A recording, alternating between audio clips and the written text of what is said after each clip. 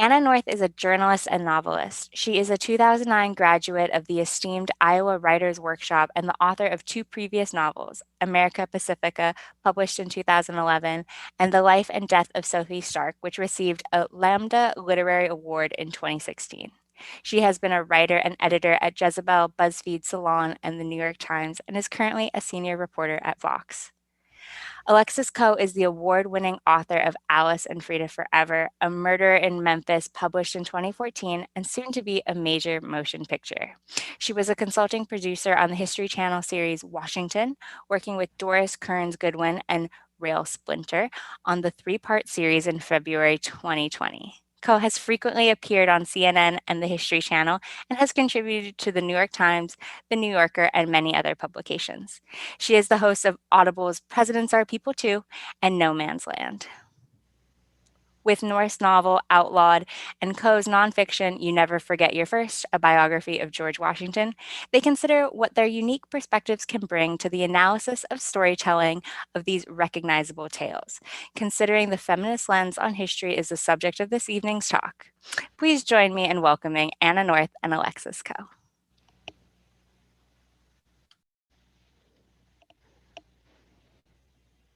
Thank you. It's good Thanks to so be much. here. Yeah. Alexis, do you want to kick things off? Yeah. So we thought that we would read a little bit and then talk and sort of switch off. And I'm picking something from the introduction rather than the bulk of the book because it speaks to why I wrote it and to the very early realizations I had about it. So this is a section from the introduction called Mary, Mary, Not So Contrary. And I talk about a bunch of the male biographers. They're all male for the last, 100 or so years. And as far as historians, there was a journalist and a travel writer. And that was 40 years ago. So we're talking about a lot of time with this narrative being dominated by men and men of a certain type. Most of them are from the East Coast, a lot from Virginia, and others are, they grow up with this and they sort of, they piggyback on each other. And they tell the same stories and they're sort of like eerily similar. And Chernow not only is the most famous, but he goes the farthest. And so this scene was the one that like really got me. So Washington is a young man. He lives at Mount Vernon. He's just inherited it from a brother who died. And he's really excited to go meet a British officer. But this is how Chernow talks about a scene that happened. So Chernow says, that Mary arrived at Mount Vernon like a wrath of God. Mary is Washington's mother. And Washington had sparked a family feud by attempting to recruit John Augustine, his younger brother, to look after Mount Vernon while he was away.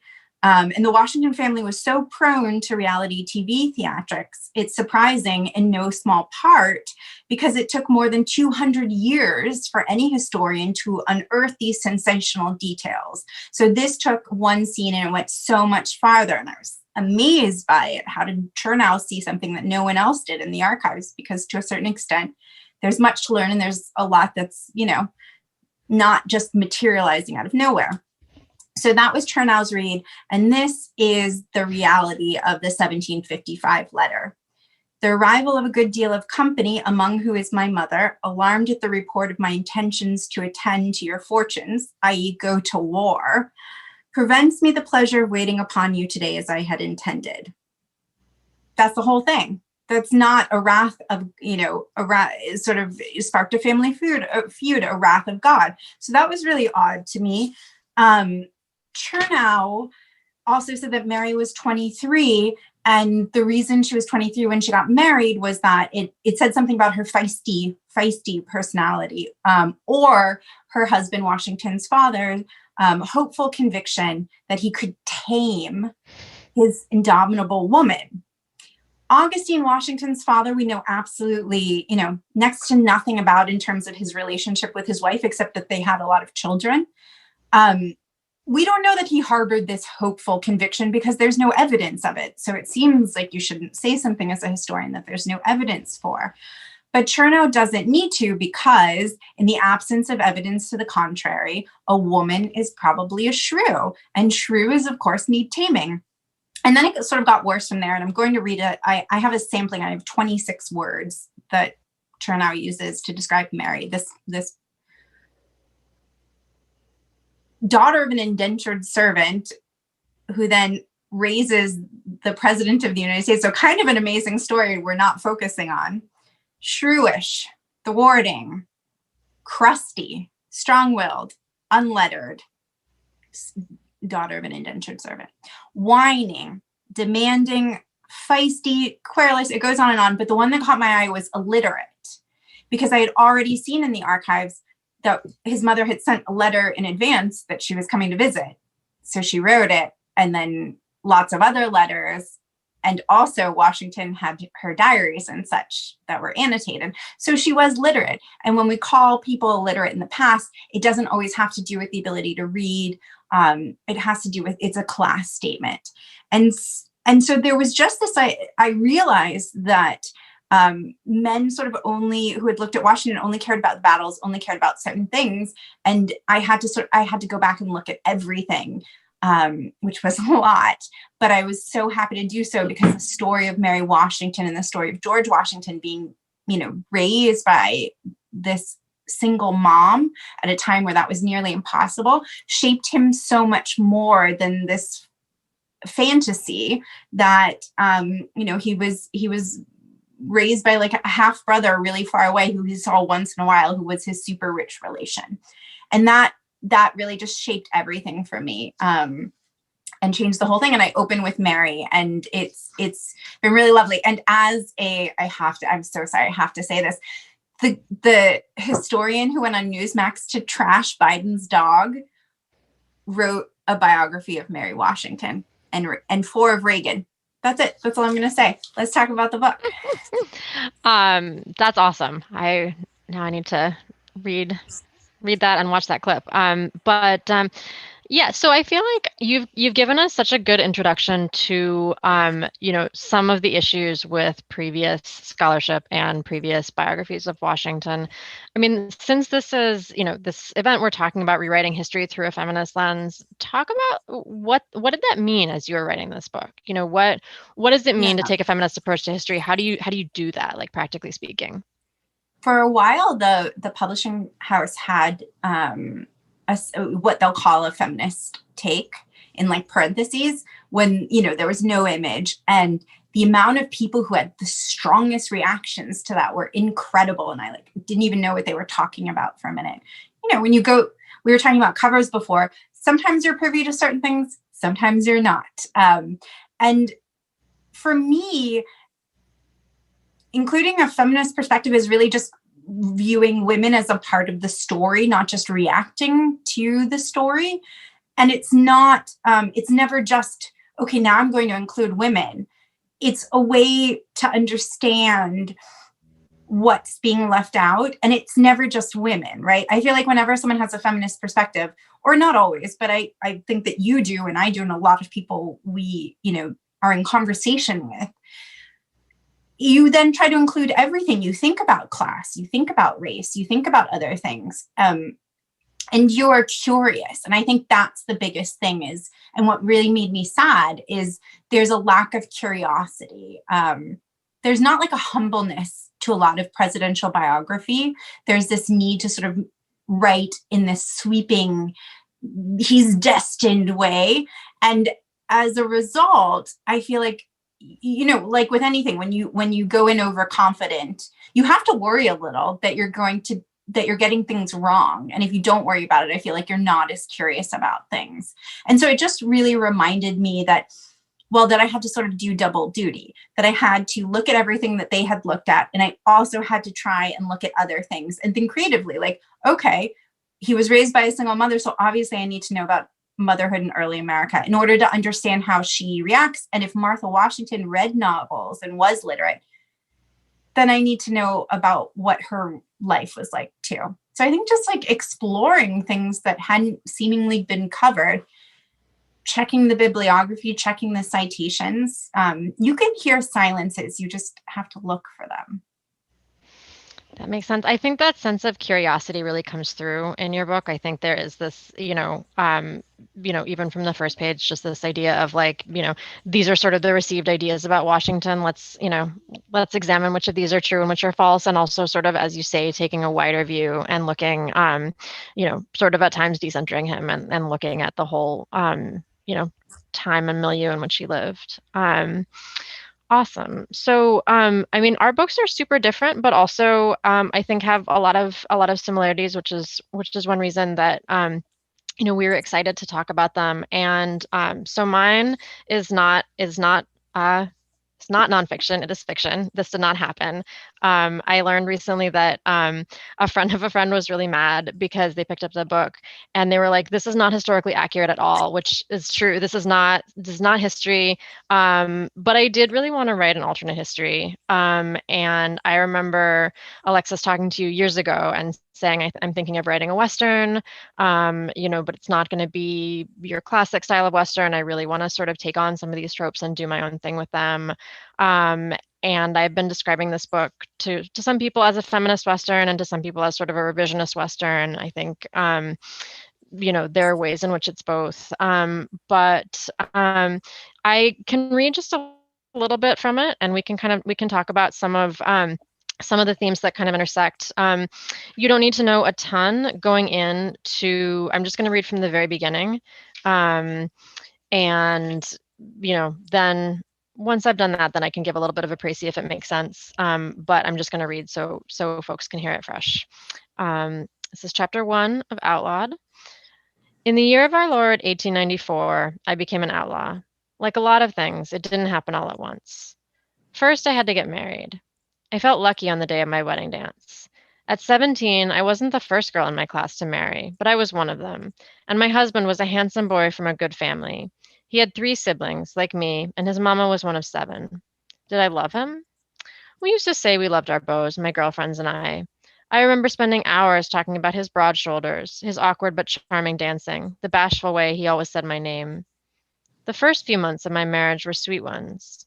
My husband and I were hungry for each other all the time. In ninth form, when the girls and boys were separated to prepare us for married life, Mrs. Spencer had explained to us that it would be our duty to lie with our husbands regularly so that we could have children for baby Jesus. We already knew about the children part. We had read Burton's Lessons of the Infant Jesus Christ every year since third form, so we had heard about how God sent the great flu to cleanse the world of evil, just like he'd sent the flood so many centuries before. We knew that baby Jesus had appeared to Mary of Texarkana after the sickness had killed 9 of every 10 men, women, and children from Boston to California and struck a covenant with her. If those who remained were fruitful and peopled the world in his image, he would spare them further sickness, and they and their descendants forever after would be precious to him. But in ninth form, we learned about lying with our husbands, how we should wash beforehand and put perfume behind our ears, how we should breathe slowly to relax our muscles and try to look our husbands in the eyes, how we'd bleed. Don't worry, Mrs. Spencer said then, smiling at us. It only hurts in the beginning. After a while, you'll start to like it. There's nothing more joyful than 2 people joining together to make a child. My husband did not know what to do at first, but he took his responsibilities seriously, and what he lacked in experience he made up for in ardor. We lived with his parents while he saved for a house.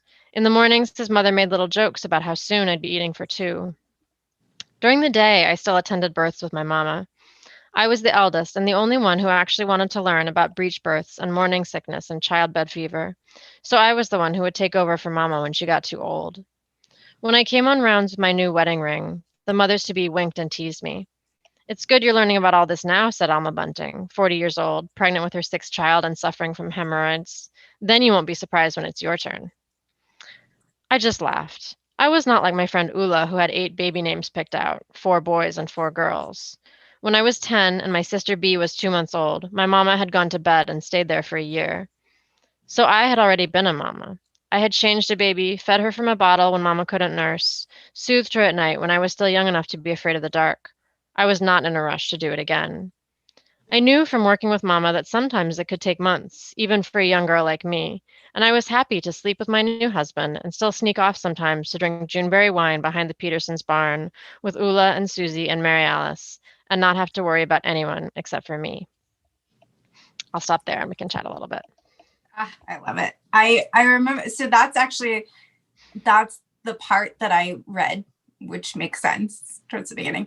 But I read that and immediately in galley form or in the manuscript form, immediately thought, oh, this has like, I get this. This has, I understand like the major themes. This is really smart. The voice is really clear and setting up for me the expectations of society, and had, as I said, like at the time, real Handmaid's vibes to me. And I wondered, because there's the obvious theme, and all the value is placed on the ability to bear children. And that is at the same time, so that's Handmaid's Tale, but this is also very true to early America, because, that's your entire function, is to have children. And if, a man cannot, we know lots of founding fathers, didn't have biological children, but that's not acceptable for a woman. And so I wonder if you feel like that was a fair read, or if that was like an annoying read that you've since gotten, where, the emphasis of a childless society, the value on women, that was one of those moments where it felt so familiar, but familiar enough to draw you into this different world, but foreign enough that you're like, what is going on? Thank you so much. No, that wasn't annoying. I mean, I thought about The Handmaid's Tale a lot as I was writing this, and it was also, in part when I was writing this, it was the time when The Handmaid's Tale was on television, and so there was sort of all the discourse around it. I actually had to stop watching it at a certain point because it was on at the same time as they were trying to repeal the ACA. It was just like a little too close to home. But yeah, I mean, so to sort of bring some of these threads together. I mean, so Outlawed is an alternate history. It's set in an alternate version of the 1890s, and it's set in the aftermath of a great pandemic. So there was a flu pandemic in 1830. That's real. It didn't kill 90% of people in the United States, but that happens in the book. And in the book, the US government falls. The descendants of former Americans live in sort of independent towns, and they become really obsessed with reproduction, such that barren women, as they call them, can be hanged as witches. They can be persecuted. As you say, infertile men, they don't even really believe in it. Nothing bad really happens to them. And so our heroine, we follow Ada, who after a year of marriage, it turns out she's not pregnant. She has to figure out what to do next. And she ends up, spoiler alert, becoming an outlaw and joining up with an outlaw gang. So, but yeah, I mean, really in a lot of ways, the germ for the book was thinking about the ways that American society has always sort of been obsessed with reproduction. I mean, that's age old as old as patriarchy, or as old even as humanity, or obviously this is biological. We could go back anciently. But I think that the way that we culturally value reproduction, especially for women, or people who are assigned female at birth, however they identify, there are certain things that have changed about that, and there are certain things that have remained pretty constant. And I think even as I was writing this book, it remained true that people assigned female at birth are sort of defined in a lot of ways by American society in terms of whether they have reproduced or not reproduced, and whether their reproduction is sort of sanctioned or unsanctioned. You look at sort of who do we see as a fit mother, right? Who do we think should have children versus who shouldn't have children? Who should be staying home with their kids versus who should be getting a job? Like, we have all these, incredibly freighted and fraught discourses around motherhood, and we have them around fatherhood too, but they're just much different. And just like with the founding fathers, like if someone becomes a dad, we don't think of it as the defining thing about their life. But in so many ways, we're conditioned to think that whether someone is a mother or not is defining. And so I did want to explore all of that. And I certainly was thinking about The Handmaid's Tale. I think I didn't want to be dystopian in the same way. I think, I've written about this, but my appetite for dystopia has just dipped to zero. So, as much as The Handmaid's Tale has been very influential on me as a writer, I wanted to have a sense of fun and a sense of play and a sense of why we read Westerns and genre fiction. But certainly those sorts of, those very real themes around reproduction and around the sort of stigma that we place on certain people's bodies. Those were all absolutely there. Um, and but yeah, I mean, I have a ton of things, and we can kind of go back and forth. But I have a lot to ask you about your book, and I think I have two questions that are kind of paired, and we'll get back to the sort of feminist angle. But the first part of this paired question is just because I want to talk about this in my book too. But I talk to me about your archival research. I think a lot of people, we don't always get the opportunity to go to archives. Yeah. So talk to me about how it works. What does that kind of research look like? What are some of the most interesting? Perhaps what are some of the most surprising things you found? I mean, it looks very different when you're working on presidential history than you're working on anything to do with women. This happens with important men, but across the board with presidents. They go through something called documentary editing. So, when I wrote my first book, I had to go to Tennessee. I was maximizing every single hour in the archives. When I wasn't there, I was, out in the street trying to get a feel of Memphis or what I could for the 1890s. With this, because it's so well funded, because it goes through a team of editors who, by the way, sort of do like a pre-write for you. So they not only digitize everything, but so much information is already embedded. And there is a lot more. There's a ton of papers, because also the women aren't valued in this way. So people don't collect them. And good luck finding, any sort of voice that represents a Black person at Mount Vernon. The reason Ona Judge's story was so wonderful that Erica Dunbar brought to life in Never Caught is we had some of these interviews with her that people really hadn't accessed because they were past the point of Washington's life. But anyway, I digress. So they're digitized by Library of Congress and usually in conjunction with like the Washington papers or the Adams papers. And they are hyperlinked, and they even do this. I mean, they even have the citation on the side for you. So you don't have to write it. You just copy and paste into your bibliography. So it's kind of amazing, like how much of a leg up. I feel like people know that there's Doris Kearns Goodwin, and then a bunch of men. There's Meacham, there's Charnow, and so I think it really is the amount of resources that they have versus someone who wants to write about slavery in Washington or women in Washington. It's incomparable. At the same time, it doesn't minimize that there are more things that I could have ever gone through. So my goal with this was to check men's work. So I went back. That was the first priority, is going back and everything they all quoted, because there was this uniformity. I wanted to make sure it was accurate. I often found that it wasn't, or they were just quoting the same line that everyone else does, but the rest of the letter was far more interesting or needed greater context or didn't say what they were saying it did because they had, isolated a quote. And I am kind of convinced that a lot of them just quoted each other. And another way that Charnow tends to be the worst offender in this is he quotes himself, which is what you learn on like day one of grad school you are not supposed to do. He will quote himself, his Hamilton book and his Washington book, and vice versa. And it keeps going until you get to the end and you're like, there's no there, so it's very effective. So I did that. There was a lot of being at home. There was a lot of reading other secondary sources. And I needed, with this book, I felt like to have a lot more conversations with people. And so it was a little bit hard because I was still, either home or out in Mount Vernon. But at first Mount Vernon is not the most welcoming place, particularly to people who aren't known quantity, and I wanted to hang back a little bit because there's a lot of like weird stuff there. There are a lot of great people, but those things developed over time. So I had a great resource at Mount Vernon, a woman named Mary V. Thompson, who's like the foremost Washington expert, who every Washington book is built on her back, sort of thing. It's a whole different story.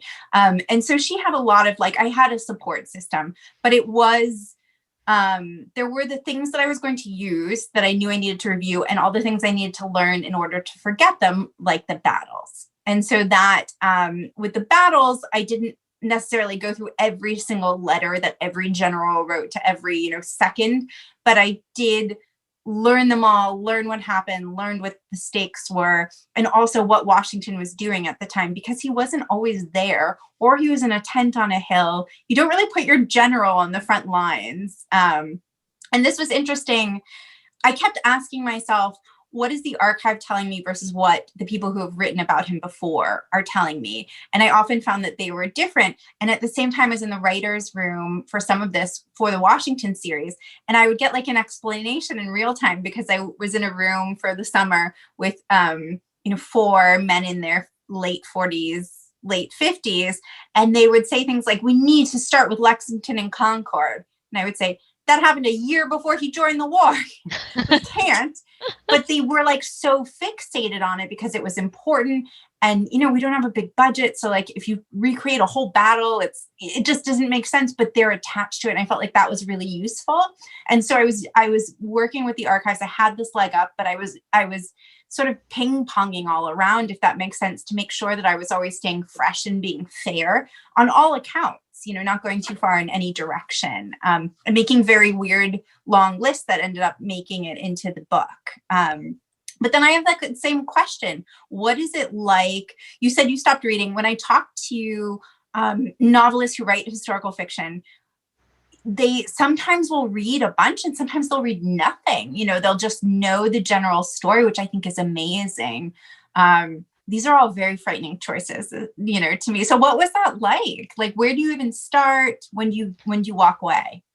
Totally. So I was thinking about this question recently because I was reading this wonderful novel called In the Distance by Hernan Diaz, which is also kind of a revisionist Western. And he has said, I think, that he lives on the East Coast and he didn't want to go to the West, like to research his novel. Like he just wanted to he did read a lot and he wanted to kind of create it in his mind and like use the tropes that he read in literature. Anyway, which I thought was really fascinating. And the novel is wonderful. And it feels, I don't know if it feels like he was there exactly, but it feels like he was somewhere. It's very like richly realized. It's not like, oh, this is in what we used to call a white room, in grad school, where you just like see, white walls and there's nothing there. But for me, I did feel, so I've lived in New York for 10 years now. I'm from California. And it's been a long time since I've lived in the West, and I've never lived in Wyoming or the Dakotas, which is where this is set. And so I did feel like I needed to go. And I was lucky enough that when I was working on this, I had like 3 weeks between jobs. I was about to start a new job and I had a tiny bit of time off. And I had enough money saved at the time to get a plane ticket. My husband and I went out there. Also, we didn't have a kid yet. So we had some time. And we went to Wyoming for a week and drove around. And I actually went to the Hole in the Wall Valley, which is the setting of a lot of the book. And there is a working ranch on the site of the Hole in the Wall gang camp. The Hole in the Wall gang form a big part of the book. They are sort of the outlaw gang that Ada decides whether to join up with. And they're real. I mean, there was a real Hole in the Wall gang. They were mostly men. That's not the case in my book. I sort of rewrote that. But there were women in the Hole in the Wall gang. There's a woman named Laura Bullion who came in and out at various times. And, there were tons of female outlaws in the West, so I went and, sort of a lot of it for me was just sort of taking tons and tons of photos of the landscape. To be able to really, not even to be able to describe it necessarily, but just to be able to really picture it in my head so clearly that I knew that I would know where my characters were at all times, and I would be able to sort of like see around them in a 360 view and not feel like I was guessing. That was a big part of it. I did not read any Westerns. I felt like that would really, they would just rub off too much. Like I would, it just I would start like stealing stuff without knowing it, or just like I would be prejudiced. Like it would just, I didn't do it. But I read a lot of history. I read Histories of Outlaws. I read Exodusters, which is a wonderful book. Like I wanted to understand what actually happened in the US between about 1830 and 1895, so that I could understand what to have happen in this alternate non-US. So I read that. I read histories of Native Americans in the West and Black Americans in the West, trying to give myself a remedial history education, essentially. I mean, I didn't learn all that much American history in school, period. And I certainly didn't learn that much beyond the kind of battle rundown that you are talking about. So kind of, remedying that and doing, for myself, like a tiny amount of the sort of recuperative work that, that you've done in this book, that was a big part of it. And I've continued to do that, since the book was done, in particular. So the main character is an apprentice midwife. And so I learned a fair amount about midwifery of the period while I was working on the book, but I'm now just like really fascinated, and I sort of keep learning about it. Because especially now, I think there's a lot of advocacy around midwifery, especially in terms of addressing things like Black maternal mortality. Just a lot of sense that midwives were driven out of the delivery room, and maternal health has never been the same. So some of that, I still like. None of these aren't like forgotten histories. Like the people who were involved in them didn't forget them, but they're not histories that have been privileged or given pride of place before. So trying to just personally for myself remedy that, I think, was part of the project of writing this book. But yeah. They're usually polite, right? Wouldn't you say that? I'm thinking of like, I like to call the midwife the memoir, but the show is like very, it's lovely, but it's not what you're describing and what I've seen in the archives when we're talking about that. But they do have that sort of general pushing out of the, having to cede the floor to doctors who often weren't listening to women, and it was, not great. But do you feel like that is a story that you feel like you want to tell because it's true? We don't have a lot of understanding around it. And is that like where you see this going, since it's still sort of getting at you? I mean, I definitely rant a lot about it. I think, I don't know. It's interesting to think about like, what it would be like to ever write a nonfiction book. I've never done that. But I do, like in my journalism work, I cover this a lot. I write about reproductive health a lot. And so it has continued to come up.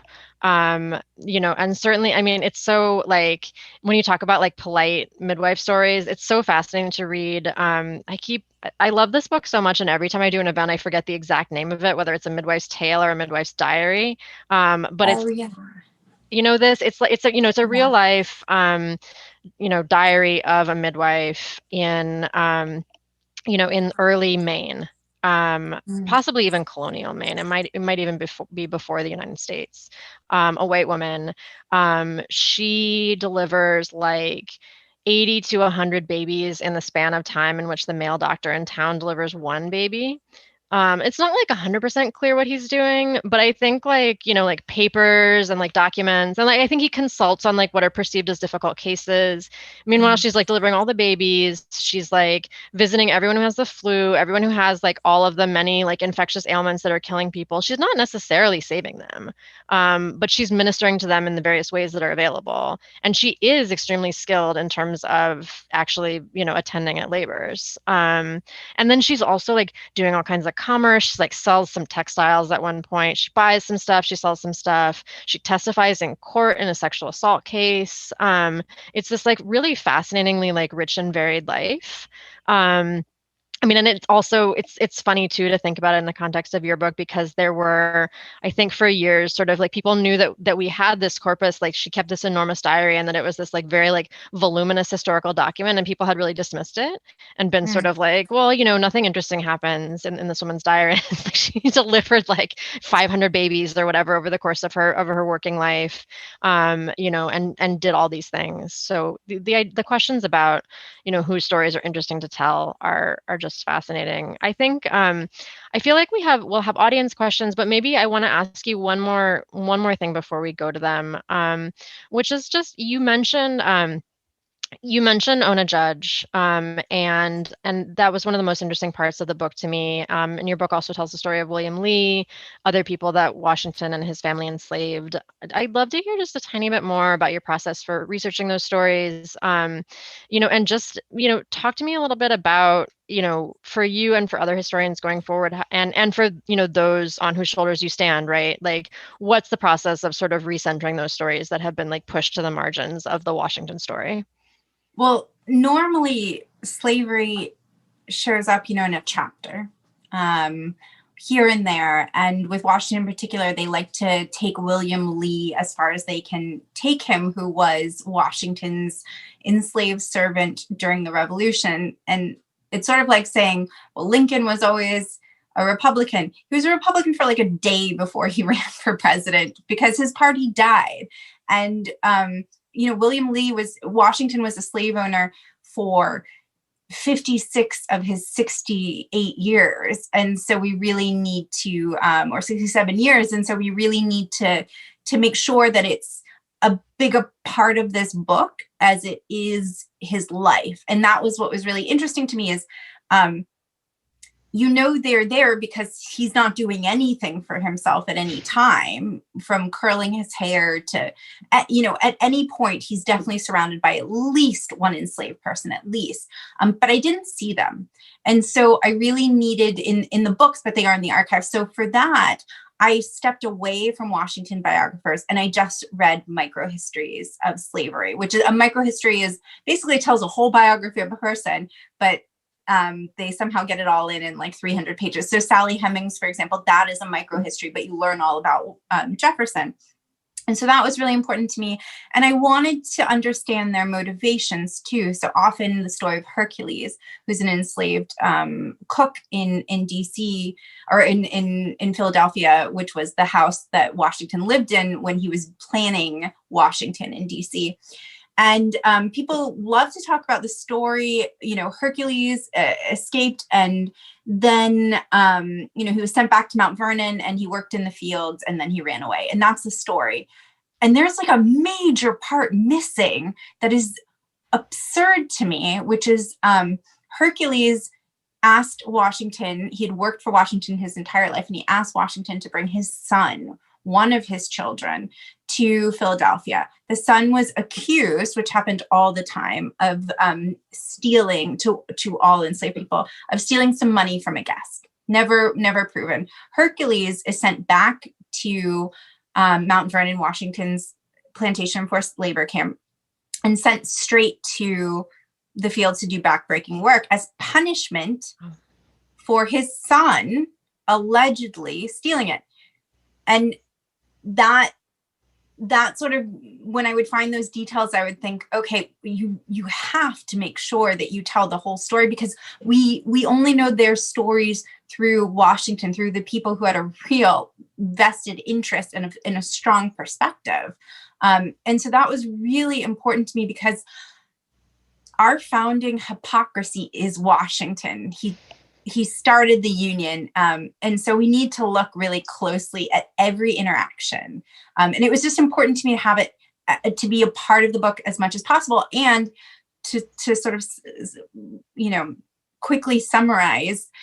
I ended in a different way too. I end in around the unmarked graves of Washington's enslaved community, which are hundreds of people, because he knew every inch of that property. He talked about it all the time. He never mentioned this. He didn't seem to know it was there.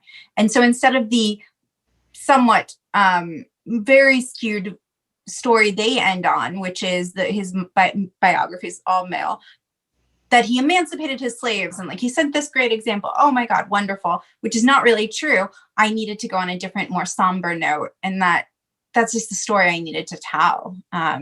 So yeah, it's not easy and it's really uncomfortable, but that's the point. Right. No, yeah. I mean, I found I learned a lot from those parts of the book. I mean, I learned a lot from the whole book, but especially, again, these are parts of history that I think certainly when I was in school learning these kinds of things, we were not taught. So excited for hopefully future generations of students to have less of a hard time accessing such stories. Yes. But yeah, I mean, if there are questions from the audience, we could take some. I don't have any questions from the audience yet.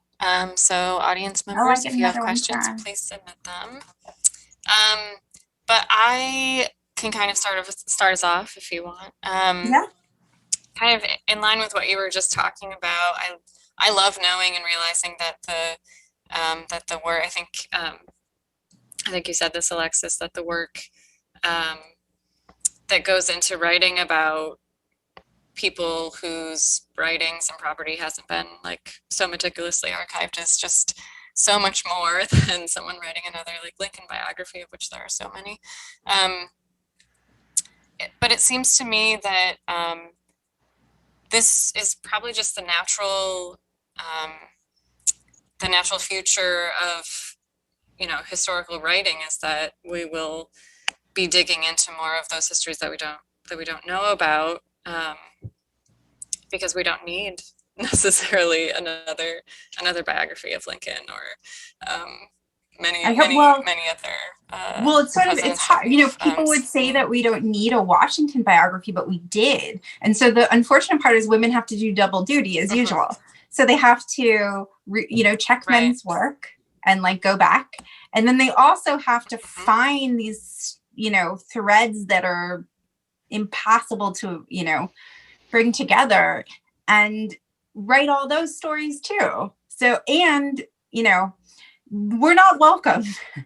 So it's very difficult. We have a lot of work to do, but unfortunately, I think we have to do it all over again and start anew with women.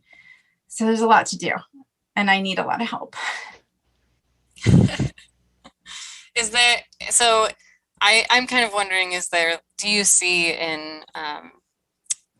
this trend happening in scholarship? Because I mean, you mentioned like John Meacham, and like we still hold those very high, in like really high regard. But do you see a new kind of movement towards this?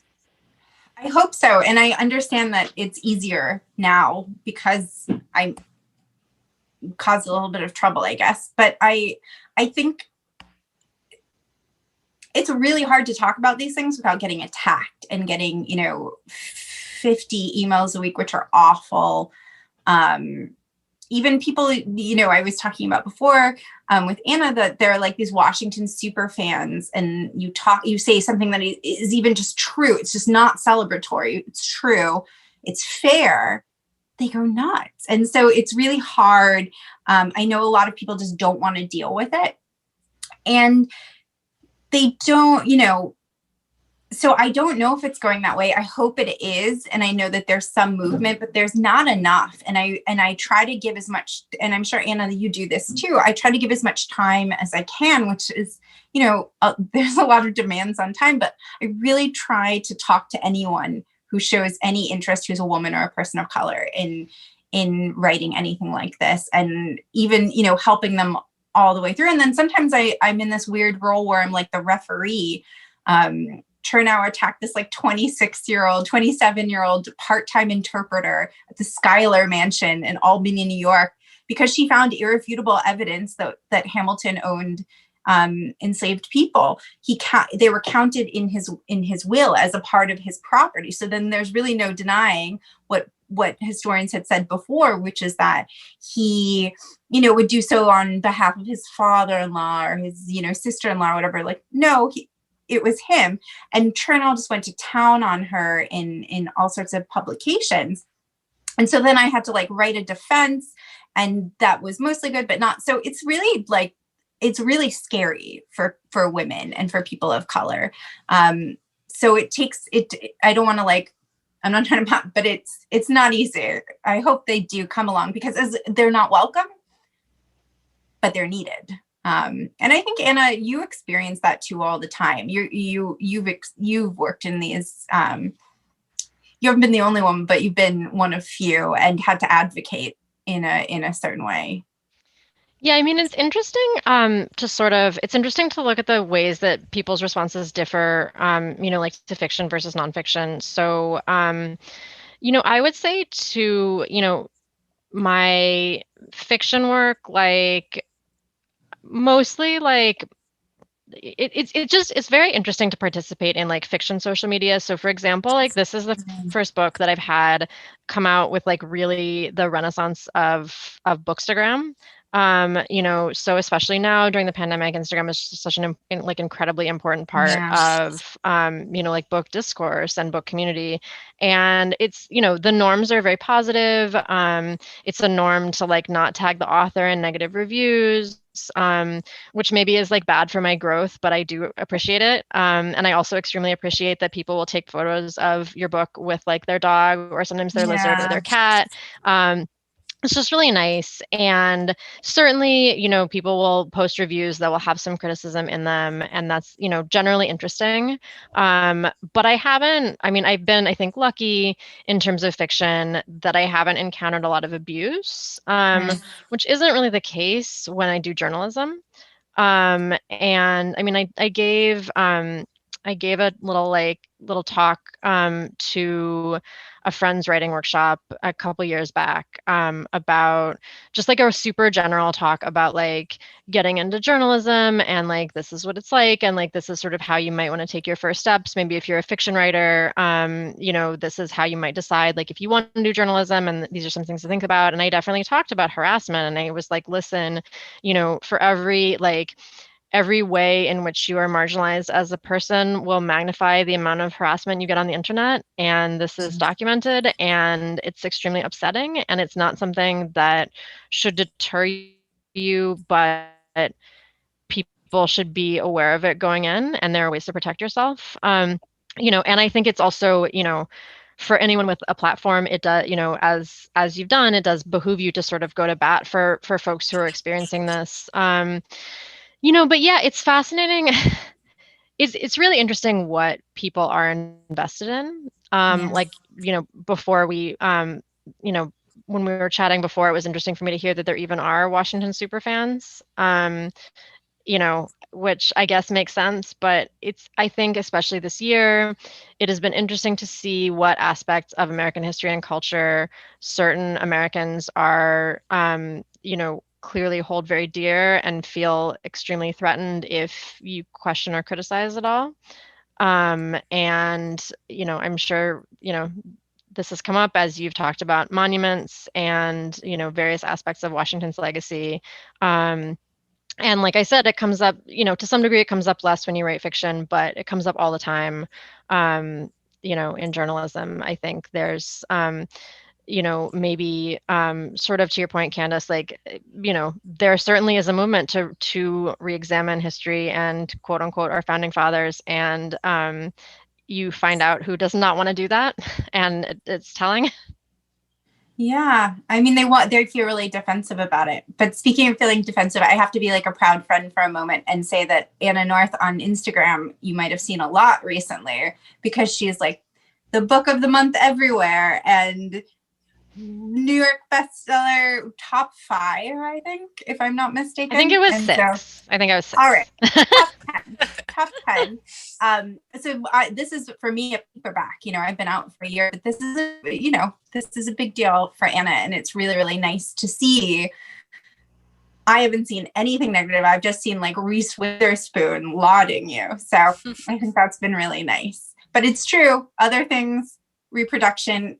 Anna writes a lot about these things, about women's issues, and it's like pretty frightening online. It's true. But yeah, I mean, it's been such a interesting time to have a book come out. I mean, your hardcover came out sort of right before the pandemic really hit the United States. Yeah. Yeah. Luckiest person in 2020. But it's been like, in some ways, really sad. to not be able to go to bookstores. Reese Kwan has this wonderful essay about like the different kinds of grieving during a pandemic that I think about a lot when I have like little griefs, like not being able to go to a bookstore, like things that are so inconsequential. But Google this essay by Oro Kwan in the Times for attendees because it's just so good. But it's also at the same time been really nice to have something that like just creates a new community. So like I don't know, someone recently started a Bookstagram account for their cat where they dress their cat in like they dress her up. Bella is the cat's name. They dress her up in different outfits like for the book. My favorite is when she does nonfiction, like she did Untamed, I think. And for some reason, I just really enjoy the cat dressing up for a nonfiction book. I would like to see the cat review You Never Forget Your First, actually, and dress up as Washington. I feel like this is a good challenge. Librarians will often dress up and they'll have like 2 rolls of toilet paper, or they do really like, they're so good. Some of them I shouldn't even like, some of them do like elaborate whole outfits, but it is nice. The joy that people have found and the creativity has been really compelling. Yeah. And it's just nice. Like, I mean, I think, these channels aren't available to everyone and they're not a replacement for the face-to-face contact that we can't have, but it's nice to have something. And like, it's not like, I feel like I've discovered the ways that like readers come together with writers this year. And it's just been like really pleasant. So like, thanks to everybody who's reading books on Instagram and just who's reading books generally. Like it's super hard to, pay attention.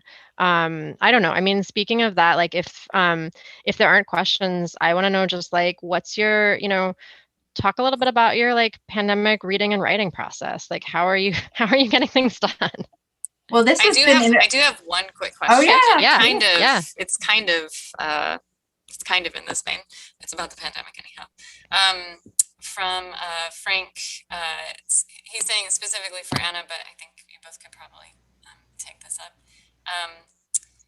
Where were you in the writing or editing process when COVID began, and how has the current pandemic impacted the way in your book, Anna, that you have a pandemic in your book? Does that, I guess, reflecting on that? Yeah. I mean, I definitely like, I think Alexis, you can speak to, having a book out in a pandemic too, and sort of the paperback process and everything. But I can talk about, it was a lot. I mean, I was done. I was done with the bulk of the book by the time the pandemic hit. I mean, I was in copy edits. So I remember, I mean, I've been like telling the story a lot, but it really sticks with me. Like I remember going to a coffee shop because I would always try to like do my fiction work in a coffee shop because I feel like it's hard to get work done in my house with a toddler, which has turned out to be something that I now do a lot. But I still went to a coffee shop with my like big, physical manuscript, like they mark it up. I was going to like, mark everything back. And I remember like vigorously like bleach wiping everything and like hand sanitizing and all that. And like everyone's talking about COVID around me. And I was kind of like, oh man, like I'm not coming back to this coffee shop for a long time, am I? And then I certainly was not. And the city shut down and I didn't even like mail back the stack. I like transcribed everything into a doc file. But it was basically done. Like the pandemic story had already been written, and there are things, I mean, I'm writing about this now, but there are things like that I would maybe change now that everyone is like an epidemiologist. I feel like I understand pandemics a little better. But I think the thing that I wouldn't change is, the book is about like, it's not about the pandemic per se. It takes place 65 years after. I wanted it to be about like a couple generations. And so it is about what does a society do and how does a society respond? And so, there are aspects of this post-pandemic society that have really curled in on themselves, have sort of doubled down on racism. I mean, eugenics plays a big role in the book, as it does in the real history of the US, and have also doubled down on this kind of misogyny. But I also wanted to show sort of like in the absence, like I've said this in another event, but like the book like depicts an actual withering away of the state. Like there's no United States anymore. So what communities would people create? Like how could they kind of create intentional societies for themselves? And the Hole in the Wall gang does create one such society. And to me, it's really hopeful, and it's not perfect, and I didn't want to like set up a utopia in the book even any more than I wanted to do a dystopia, but I did want to say this, this is an exciting possibility. Not a pandemic is not exciting, but the possibility of how do we rebuild? How do we, the possibility of something new, and the possibility that that people could choose to live in a way very different from the way that their society is trying to force them to live, that was exciting to me. And that is something that I think still holds a lot of possibility now as we try. I mean, I feel like we're not, unfortunately, like in the rebuilding stage exactly yet, but as we are in a stage of like understanding so much more deeply a lot of the problems that predated this pandemic, it's like, it's not an opportunity that anyone wanted. But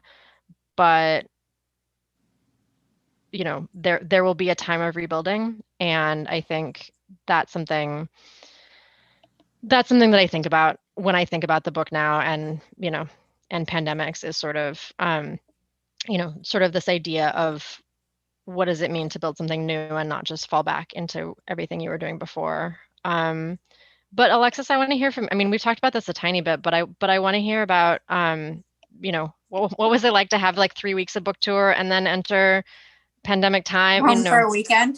Yeah.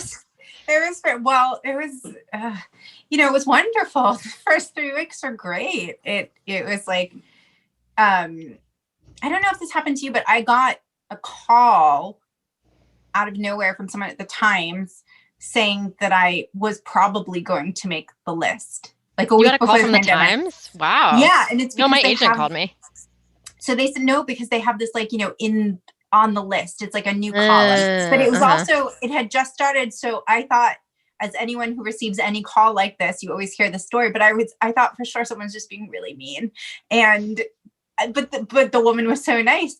And she couldn't confirm it. And so I'm saying that because I had like the highest high. I had a whole country tour. I spent the night at Mount Vernon.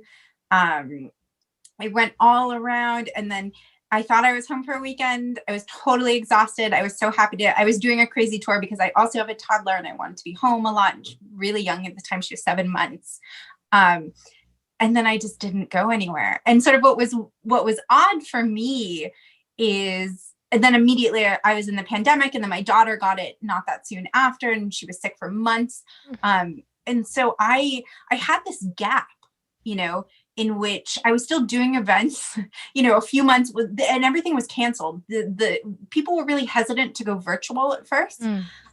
So everything just abruptly stopped. And then I had this crisis, and then everything was a crisis. And so it didn't really register what had happened, during those 3 weeks, and sort of the impact of the book that it had, because it felt to me like everyone was saying, I would go have a talk with like Noah Feldman, who testified before Congress, and he's a professor of law at Harvard. And he would say something like, well, now you're here and you're like among us and you're the first one. And I would say, okay. And then but I didn't have any time to process it. So the only time I really understood the impact of the book was actually when I sold the next one. So we're talking about, I came home, in March, and then I sold the next book the day before Thanksgiving. Wow. And I did not understand. And so I think that was really odd. And like you, I found every author in 2020, 2021, I feel like does say that there was unexpected resonance that they found, like resonance in their book. And I thought I would be talking a lot about Washington's fear of foreign powers for a long time, right before the book came out, and I did a little bit. But afterwards, I kept finding all these things. Like, not only did I talk a lot about how these male biographers like worship his body in a weird way, in a like romance novel way, but his body was amazing. And I wish they would focus on that. And I have this whole chart of diseases he survived. And he, believed in inoculation, and he believed in quarantine, and he was really good about certain things. It's funny. He sort of lived like he might die tomorrow. He was always on borrowed time. He went very hard, but he also like understood basic things. And so he got sick. He realized that one could be inoculated from smallpox. And that's how we got through the first year of the Revolutionary War. So it was really consequential. And then, of course, most recently, the storming of the Capitol, 233 years. Something that Washington biographers always say is, we say, he gave up power twice. He was the greatest man in the world for it. Everyone thought so. Then to actually sit with that and try to explain to people how it was fundamental at every stage. So as actually, I would say that I've had a changing relationship with this book, but I got a little bit, if I can project onto you, I got a little bit of a taste of what it might have been like, because at least I had that time when the paperback came out. Nothing happened. And because it was a paperback, I think maybe my agent said congratulations, but like nothing really happened. And because nothing really happens anyway, anyone who's had a birthday during this time knows how this feels.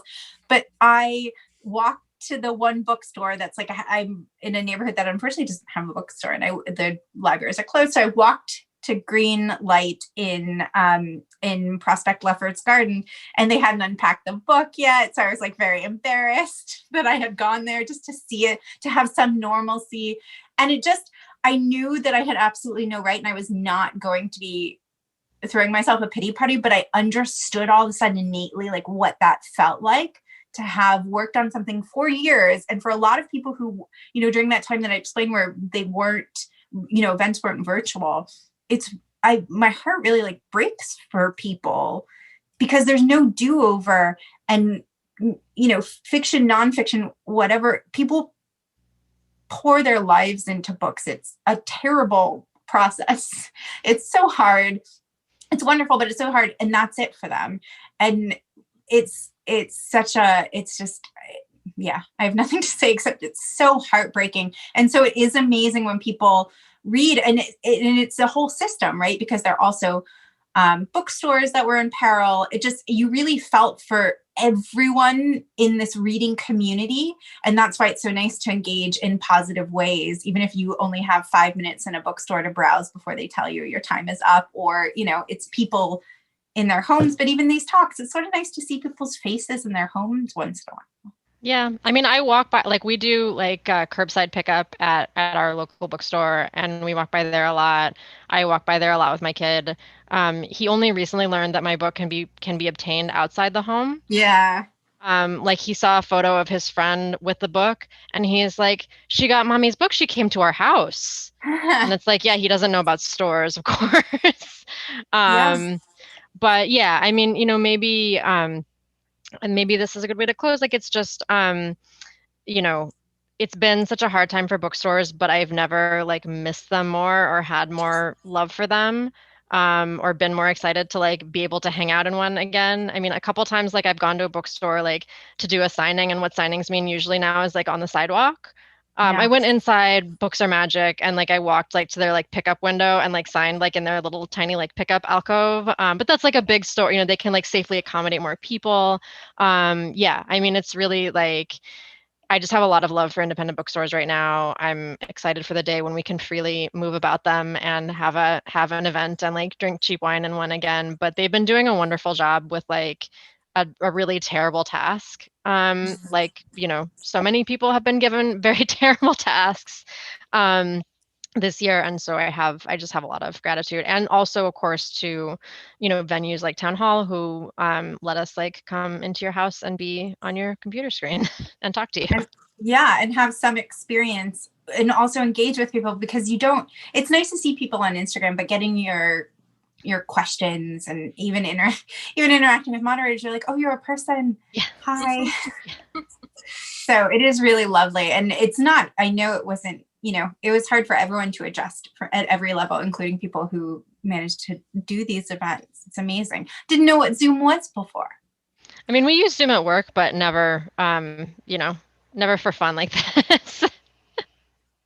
Yeah, and I think from a venue perspective, these aren't going away either. Yeah.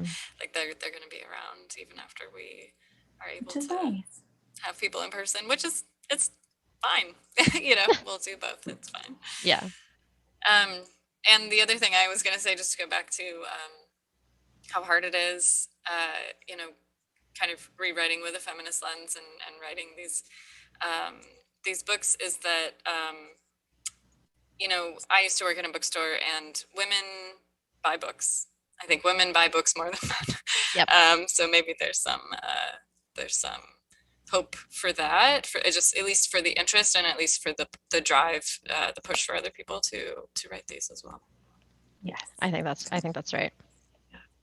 Well, I want to thank you both so much for presenting tonight. This has been a really fun talk.